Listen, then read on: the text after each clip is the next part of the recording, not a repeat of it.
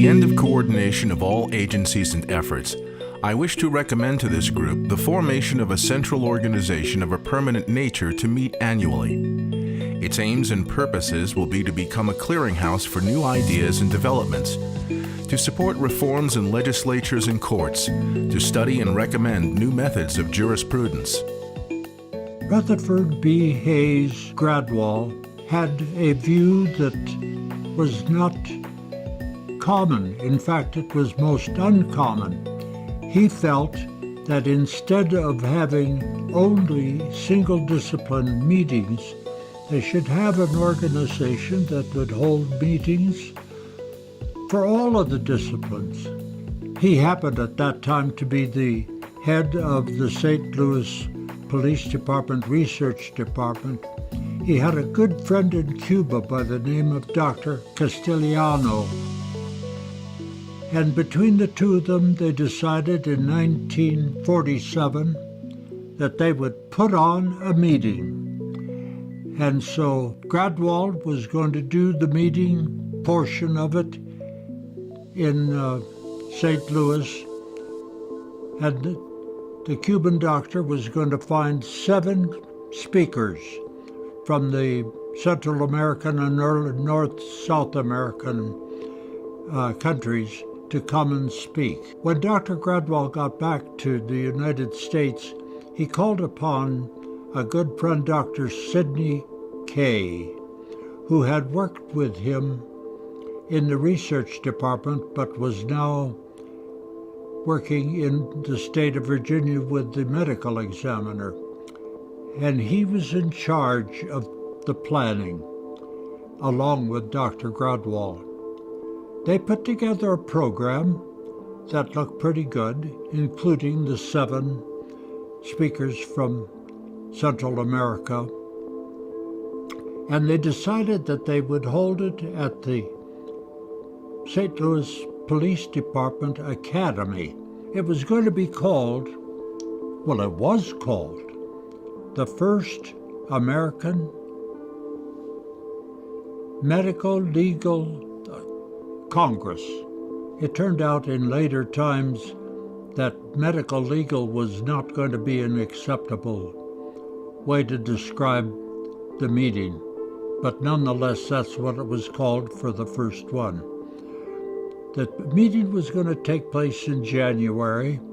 The fee to attend the meeting was $5. On the day of the meeting, they found out that Dr. Castellano and the 7 men could not attend, and a total of 50 scientists came to the meeting.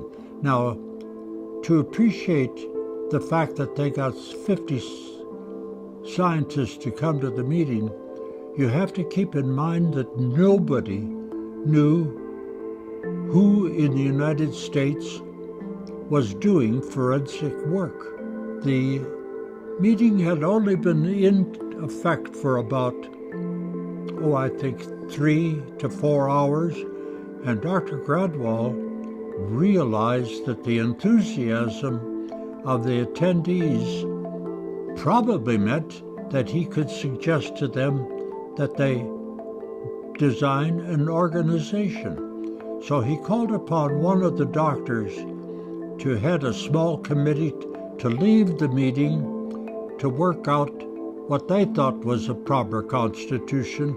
That man was Dr. Lemoyne Snyder. He worked on the name of the organization, and he came up with the American Academy of Forensic Science. Well, they decided that they would hold it in Chicago. They had Dr. Gradwell as the chairman of the meeting, and Ralph Turner was the secretary-treasurer. Those were the 2 officers. And they were both re-elected, only now they would be called the president of the Academy and the secretary-treasurer. It became the American Academy at that meeting in 1950. They realized at that meeting that they had to have some committees that would be permanent and then a bunch of committees that would be temporary. Here are some of the permanent committees: the structure of the academy, the bylaws, ethics, meeting place, meeting program, who would be in charge of any exhibits if they had any, treasurer, and they are still part of the permanent committees of the academy. They decided they would hold the meeting again in Chicago, and the Drake Hotel became the hotel for the meeting 8 out of the next 10 years. As a founding member, Kurt Dubofsky played an important role with his expertise in parliamentary procedure. He also insisted that each section be represented on the board of directors. That structure has endured and makes up the composition of the board today. At the beginning, that executive committee interviewed every single applicant to be a member. The sections that they had created had no leader and no function. It was just a nice device for the secretary-treasurer to pocket them in one of the 7 organizations. And I might point out that it was pathology, psychiatry, immunology, jurisprudence, police science, question documents, and toxicology. There were bids that were made to create a new section, a new discipline. And the Central Control Committee, Executive Committee, said no. They were for exclusivity. And what everybody wanted was a little more, they called it democracy. They wanted to have a hand in things of that nature. Not just membership, but in all other aspects of the meeting. This went on for quite some time, and I should point out that they had accepted as members people who were not fit into the disciplines that existed. They were just labeled as being general. In 1967, the general section got its first start.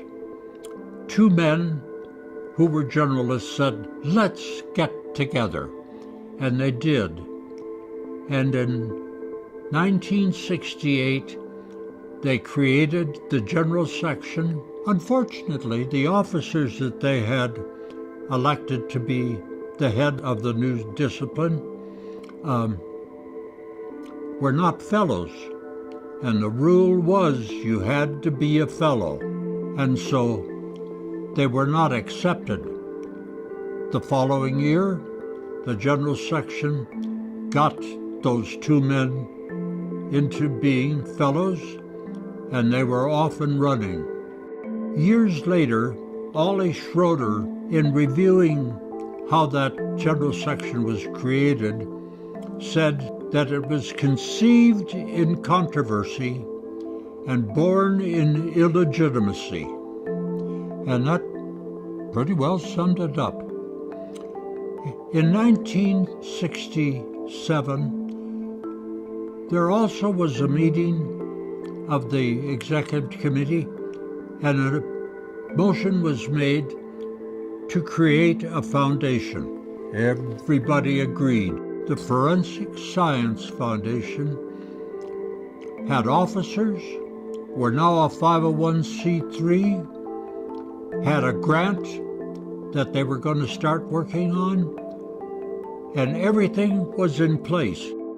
In 1972, the Academy approved the affiliation with the foundation. From there until 1980, the Academy got a free ride on the foundation. After 1980, when all of the grants dried up, there was no more money, it reversed. The Academy now accommodated the foundation, and that's the way it is today. I should make reference to the fact that Dr. Gradwell died in 1959, and the only credits that he had from the Academy was a scroll, and it wasn't even framed. A committee was formed, and they created the Gradwell Medallion, which they said was to be 14-karat gold, given off not regularly, and that it was to comply with the group of varying things that you should have done. The first of those Gradwell Awards was given to Dr. Halprin posthumously. He died before he got back to his own home from the meeting. When the Academy asked the Foundation to become involved in getting certification going, the Foundation got a grant to test out the procedures that would have to be followed to get certification. Each of the disciplines that were interested in it and could do it were asked to form a small committee that would be the focal point for getting the work done. The first of the people who were ready to accredit, I believe, was toxicology or question document examination. In the late 60s, odontology was admitted to the Academy as a discipline. A year later, physical anthropology came in. So now we have 3 new members of the Academy: the general section, odontology, and physical anthropology. The Journal of Forensic Sciences is the oldest of the present-day widely circulated English-language, internationally oriented forensic science and medical journals. The Academy knew that it had to have a publication that would take the proceedings of the meetings and would be a place where the Academy members could submit papers that they had written, that now if they wanted them published, they had to go to parent organizations of another nature. They knew that they had to do this, and therefore in 1956 they decided that they would have a journal. There was a question that was made in the late 1970s: why don't we have any women members? And so they started to do some thinking about it. First of all, they found out that there were darn few women employed in the forensic science. But nonetheless, there they were. The first person that was accepted, I believe in 1973 or 74, Mary Cowen. She turned out to be a criminalist. And several years later, she was the chairman of the criminalistics section. The second one was June Jones, a toxicologist. Lo and behold, in late 1970s, she became the president of the Academy. In simple terms, the American Academy of Forensic Sciences was conceived as an inclusive, not exclusive, expanding, not limiting, open, not closed, dynamic, not static, professional society. I do believe that young people coming into the forensic science profession should look very carefully at the amount of education it takes to be a good whatever they want to be, toxicologist, odontologist, because in many cases it now is not a bachelor's degree that is satisfactory, it's a master's degree. Once you have looked very carefully at it, start figuring out how you're going to acquire that added degree, if it's required. I do believe that if you're going to be a member of the Academy, one of the major requirements is to participate. Be on a committee at the section level or at the academy level. Strive valiantly to attend academy meetings and keep your continuing education going, because the profession is changing. I believe that certification was one of the more pleasing things that I saw come to fruition. It was a hard job, but how it turned out was extremely satisfactory. You know, you always wonder, what is the future for the Academy? Where are they going? And I'll go back to Shakespeare. In The Tempest, one of the statements that he made, what is past is prologue. And that's the future that I see for the Academy. They learn from what they've done and what's available to be done. The one thing that I carried away from the Academy was a slogan that I wrote, and it never went anyplace. Is it the truth? That's the whole history of forensic science.